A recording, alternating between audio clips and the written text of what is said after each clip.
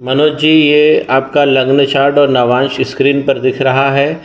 जहाँ हमको सावधानी रखनी है वो है बुध की जो डिग्री है 2 डिग्री है और जो शनि भगवान की डिग्री है वो 2 डिग्री है। तो बुध और शनि भगवान का हमें उपाय करना है ताकि वो कम डिग्री पे अच्छा भाव दे सके। 2 डिग्री बहुत बहुत कम होती है। अब सबसे पहले देखिए, जो दशा चल रही है 2032 तक बुध की दशा चलेगी। और बुध कहाँ बैठे हैं? आपके भाग्य में बैठे हैं, कितना अच्छी जगह बैठे हैं। और 6 नंबर अपनी ही राशि में, कन्या राशि में बैठे हैं। बहुत बड़ा भाग्य लेकर आप आए हो, लेकिन डिग्री 2 है।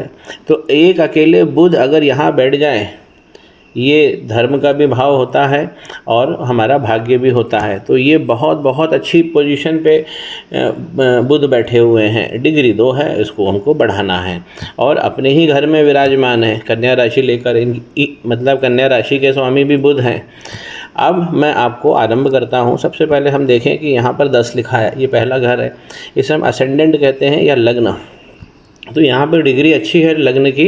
अब देखिए, यहाँ पे 10 लिखा है और मकर राशि बनी हुई है। इसके स्वामी बने शनि भगवान। जहाँ जाकर बैठेंगे वहाँ आपके जीवन की धारा हो जाएगी। तो शनि भगवान यहाँ से कहाँ चले गए हैं? ये इस घर में चले गए हैं। हम इस घरों को कैसे गिनते हैं? 1 2 3 4 5 6 7 8 9 10 11 और फिर ये 12। तो शनि भगवान 12 नंबर में चले गए हैं। अगर लग्नेश यानी प्रथम भाव का स्वामी अगर वो 6 8 या 12 में चला जाता है, संबंध बना लेता है, तो हमारे जो जीवन है उसमें बहुत सारे हमें कॉम्प्रोमाइज़ करने पड़ते हैं।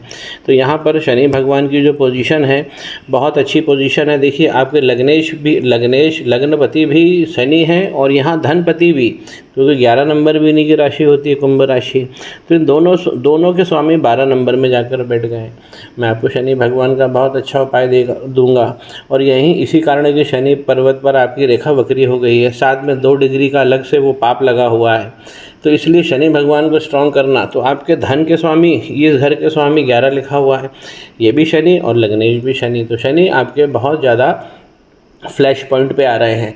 तो इसका मैं आपको उपाय बात करते हुए दूंगा। दूसरा समझिए कि ये है धन का घर। अब आपका जन्म ऐसे समय हो गया है कि वहाँ पे चंद्र ग्रहण भी आ गया था और सूर्य ग्रहण भी आ गया था। नॉर्मली हम 35 दिन 40 दिन की परिधि में आगे पीछे यदि बच्चा पैदा हो जाता है तो ग्रहण का दोष लगता है। तो सबसे बड़ी चीज़ है कि राहु और चंद्रमा यहाँ साथ में बैठ गए हैं, ये दोष लग गया है। और शनि भगवान का ही घर है ये कुंभ राशि, तो इसलिए तगड़ा दोष है। अब जब भी चंद्रमा यहाँ फंसेंगे तो जैसे आपने बोला पत्नी की तबीयत खराब रहती है, तो राहु पत्नी को खा गए, क्योंकि चंद्रमा हमारा ऑपोजिट सेक्स होता है। हमारे तरलता होती है, हमारे हाथ का व्यवहार, पैसे का आना जाना, ये सब चंद्रमा है। रात की नींद, हमारा मनोबल, ये सब चंद्रमा है। ये सारी चीज़ अफेक्ट हो गई। और यहाँ पर राहु भगवान की डिग्री ज़्यादा है, चंद्रमा की कम है, तो ये तगड़ा कहा जाएगा। तो धन के घर में क्या हो गया है? चंद्र ग्रहण लग गया है। तो इसका भी हम उपाय करेंगे। तीसरे नंबर पे देखिए, तीसरे घर में मंगल बैठे हैं और गुरु की राशि में बैठे हैं। और गुरु कहाँ चले गए हैं? देखिए, गुरु 5वें घर में चले गए हैं। तो मंगल, आपका पराक्रम बहुत तगड़ा दे दिया है भगवान ने, बहुत तगड़ा पराक्रम है। मंगल को यहीं होना चाहिए। 4था घर हमारे सुख का होता है। तो यहाँ के स्वामी एक घर पहले चले गए हैं। तो जब भी प्लैनेट अपने घर से एक घर पहले बैठता है तो घर को वो वीक कर देता है। घर इतना भी वीक नहीं करेंगे, क्योंकि यहाँ पे जहाँ मंगल बैठे हैं ये बहुत बहुत अच्छी पोजीशन है पराक्रम की। और देखिए, ये गुरु 5वें घर में बैठे हैं। तो जब गुरु बैठे हैं, डिग्री भी आपकी अच्छी है और वृषभ राशि है। तो वृषभ राशि में उतना अच्छा वो भाव नहीं देते हैं, लेकिन आपकी एजुकेशन ये सब बहुत अच्छी कंप्लीट करेंगे। 5 नंबर में बैठेंगे तो कॉलेज एजुकेशन जो हमारी मध्य होती है, विश्वविद्यालय और स्कूल के बीच की, वो सब बहुत अच्छी करेंगे, सुंदर चेहरा बना देंगे। आपने देखा है जो भागवत कथा कहते हैं, भारत में जगह जगह लोग घूम घूम के सुंदर चेहरे वाले ये गुरु देते हैं। तो गुरु यहाँ पे ज्ञान और शिक्षा सब देंगे, आपको संतान भी दे देंगे। संतान के भी कारक हैं, प्रेम के भी कारक हैं, गृहस्थी के भी कारक हैं, धन के भी कारक है। तो 5वें घर में बहुत तगड़े गुरु हैं। मैं आपसे बोलूं कि आपकी कुंडली में कॉम्प्लिकेशंस बहुत सारे हैं, लेकिन गुरु की पोजीशन ऐसी है कि गुरु आपको उठा के ले चल रहे हैं और आगे भी आपको लेके चलेंगे। अब देखिए, संतान की दिक्कत तो ये है कि ये घर भी संतान का होता है और यहाँ क्या लिखा है? 2। दो मतलब वृषभ राशि स्वामी बने वीनस, जाकर छठे भाव में बैठ गए। तो जो भी प्लैनेट 6, 8 और 12 में जाता है वो फंस जाता है। तो यहाँ पे संतान के लिए आपको वीनस को स्ट्रॉन्ग करना है। लेकिन वीनस अगर यहाँ छठे भाव में बैठे हैं तो अपनी 7वीं दृष्टि से इस 12वें भाव को देखते हैं। तो आपके पास में, जैसा कि माइंड लाइन बता रही थी आपके हाथ में, कि धन का एक स्रोत आपके पास में हमेशा रहेगा। ऐसा नहीं है कि आप धन से हाथ धो बैठोगे, तो धन आपके पास आता रहेगा। तो ये भी अच्छी पोजीशन है वीनस की, और वीनस ही हमारी दुल्हन होते। अब मैं आपकी दुल्हन को व्याख्या कर रहा हूँ। देखिए, आपकी दुल्हन के लिए हम 7वां भाव देखेंगे तो यहाँ पे 4 लिखा हुआ है, और इसके स्वामी बने चंद्रमा, जाकर क्या राहु भगवान के साथ बैठ गए हैं। तो ये दिक्कत हो गई है। तो जो पत्नी का प्लैनेट है चंद्रमा, वो जाकर राहु भगवान के साथ बैठ गया है। तो इसीलिए ये दिक्कत हो रही है स्वास्थ्य की। साथ में चंद्रमा जब दूसरे घर में जाते हैं तो आपकी शादी जो है वो बड़े बुज़ुर्गों के हिसाब किताब से, अपने कुटुंब के अंदर से ही वो लोग हेल्प करते हैं और शादी आपकी हो जाती है। जो खास बात अब मैं बता रहा हूँ, देखिए सूर्य और केतु, यहाँ पर भी एक ग्रहण लगा हुआ है, एक चंद्र ग्रहण इधर भी लगा है, और ये दोनों ग्रहण आमने सामने हो गए हैं। तो सूर्य अपने ही घर में यहाँ पर है, तो पिता का प्रभाव यहाँ नष्ट करते हैं। नाम सम्मान ये सब प्राप्त करने में देर होती है। तो सूर्य केतु का ये कंडीशन बहुत गड़बड़ होती है, और इसे ही हम ग्रहण योग कहते हैं। तो आपको सूर्य बहुत तगड़े उठाने हैं 28 साल में।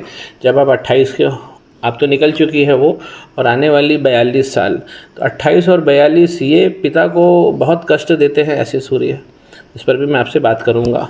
तो ओवरऑल यदि हम देखें कि आपका ये वाला जो पहले घर का स्वामी शनि जाके 12 में बैठे हैं, धन के स्वामी 12 में बैठे हुए हैं, तो इसी गड़बड़ है। ये सब हमें ठीक करना है, इसीलिए वो मनी का ट्रायंगल आपके हाथ पे पूरा बना नहीं है।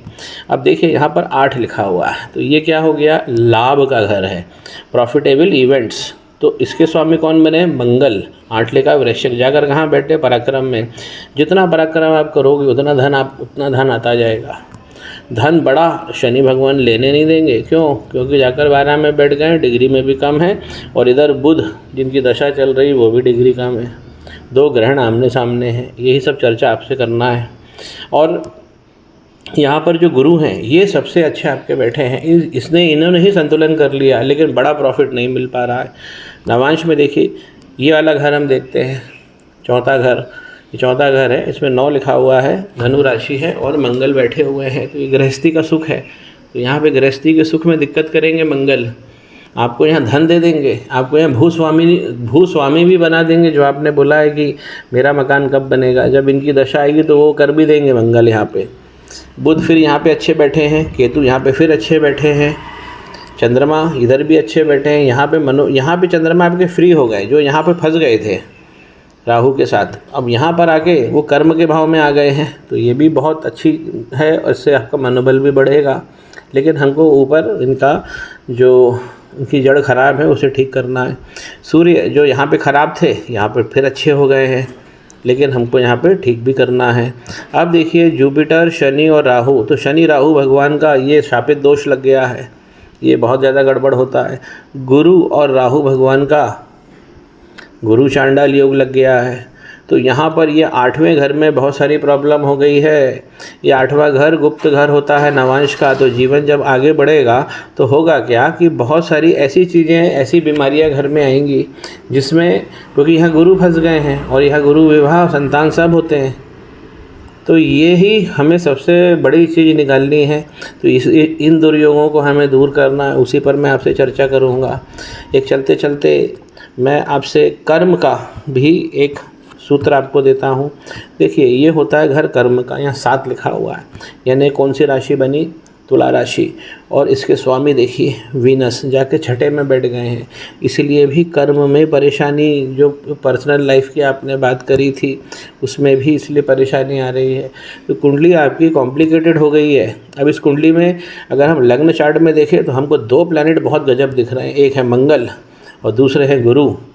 ये भी ठीक हैं, ये भी अपना भाव अच्छा दे जाएंगे, और बाकी जो चीज़ें बची हैं उसमें हमें एडजस्टमेंट करना है, उपाय करना है। यहाँ बुध का घर है, तो बुध तो यहाँ बहुत अच्छे बैठे हैं, बुध में कोई परेशानी नहीं है, आपका भाग्य क्यों रुक गया, में डिग्री कम है, इस पर भी मैं आपसे चर्चा करूँगा।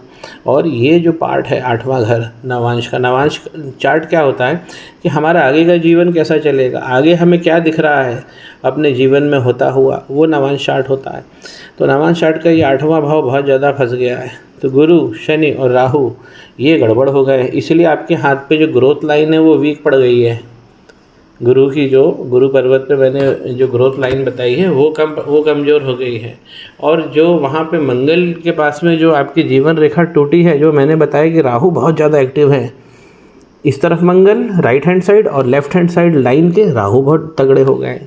तो राहु मंगल की प्रॉब्लम हाथ में सीधी दिख रही है और माइंड और जो आपकी जीवन की रेखा है उसमें ब्रेक हो गया है। और इस ब्रेक का कारण क्या है, ये हमें एडिशनल इन्फॉर्मेशन मिल रही है। आपकी कुंडली पूरी तरह से मैच हो रही है हाथ से। आगे मैं आपसे फ़ोन पे चर्चा करता हूँ।